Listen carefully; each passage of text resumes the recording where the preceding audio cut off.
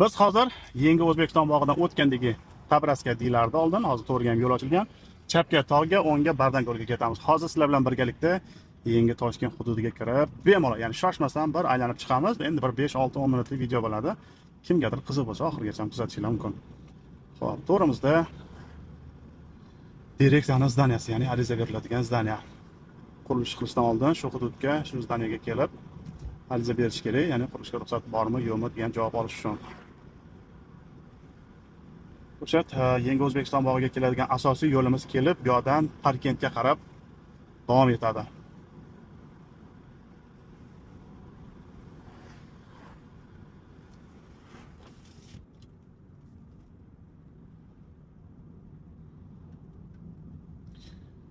Yangi Toshkentni bunyodkor xalqimiz bilan birgalikda barpo etamiz, xudo xolasa.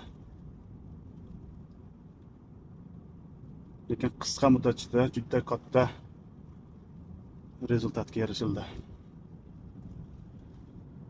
Ichkariga avtobus ham qo'yilgan, marshrutkalar ham qatnashyapti o'sha.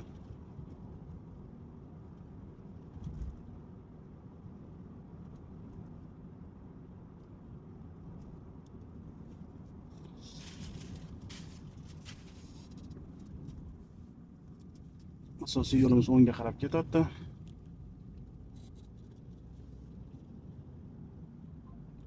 Endi albatta hammasini bitta videoga sig'dirib bo'lmaydi. 1,5 yil ichida dahshat darajadagi, dahshat ob'yomdagi qurilishlar bitkazildi. Bu kelishda 2030 gacha uncha bunchasi, ya'ni tasavvurga sig'dirib bo'lmaydigan darajada o'zgarib ketadi Yangi Toshkent. O'ta plyus taraflari noldan qurilayotgani hisobiga hamma kommunikatsiya yerni tagidan tunnel orqali o'tyapti. Keyinchalik qanaqadir avariya situatsiya bo'ladigan bo'lsa, ya'ni yer ko'lamaydi-da, qat'andir o'zini kiradigan eshiklari bo'ladi. Kirib bemalol remont qilib chiqib ketishga qulay qilib hammasi plan bilan qilyapti.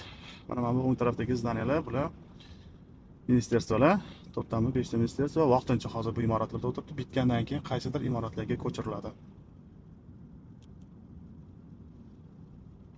Sizlarga qanchalik darajada ko'rinyapti bilmadim, lekin uzoq-uzoqlarda ancha-muncha qurilishga ketadi. Ular hammasi boy ketgan. O'sha ministerstvoning zdaniyalari. Bu yoq tarafga qarab ketsak ham bo'ladi. To'g'rirog'i to'rga qarab ketganimiz ma'qul.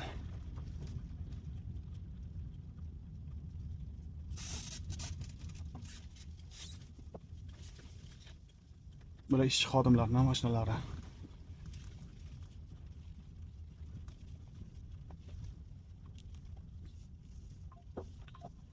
Yangi Toshkentning asosiy markazlari mana shu liniya bo'ladi. Ro'paramizda o'sha balandligi 600 metr atrofida quriladigan binolar, uni oldi tarafda balandligi 220 metr bo'ladigan fontan, hokimiyat, juda chiroyli imoratlar hammasi mana shu liniyaga tushadi. Rahmat. Buni ko'ryaptimi?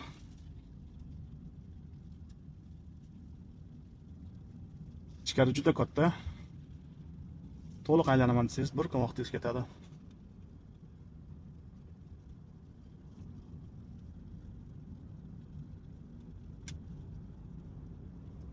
Mana zdaniyalarni o'sha fasad qismlari ham to'kilgan. Mana o'tlardan Zara, adashmasam KFC ham bor edi. Mana KFC katta mirovoy brendlar shu yerdan do'konlarini, fast foodlarini ochishmoqchi.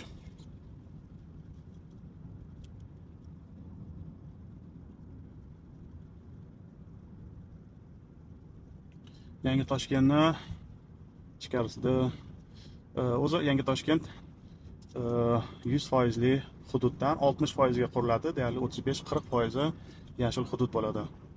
Va yo'llar ham ichkarida juda ko'p bo'ladi. Asosiy mashinalar, parkovkalar yerni tagida o'tganda vaqtida ham bo'sh joylaganmiz.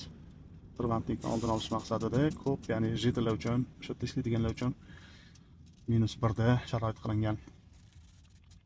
Va ichkarida suvlar juda ko'p bo'ladi.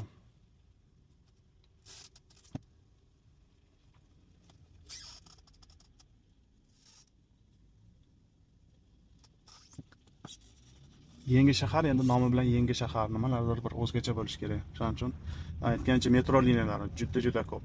Metro liniyalari.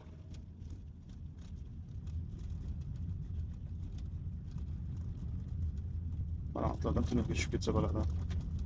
Tunnellarda zaryadniy stansiyalar, servislar, moykalar, fast foodlar, asosiysi hammasi mana shu tunnelni tagida sharoit qilyapti. 55 ming kishilik stadion ham mana bu yerda. Taxminan 2 kilometrlardan keyin qurilyapti. Ular ham ancha qurib qo'yishdi o'sha sababi 27-yili topshirilish kerak va u yerda olimpiada bo'lishi kerak. Ichkarilarga kirsak, boyagi aytgandek, bir kun vaqtimiz ketadi. Sizlar bilan bir qisqacha obzor qilib o'tib ketamiz. Hamda Yangi Toshkent direksiyasi maketi shu zdaniyani ichida turibdi. Mana ham futbol kompleksda yashash uchun. Mana bu ko'rib turganinglar O'zbekiston universiteti. Shunaqa gaplar.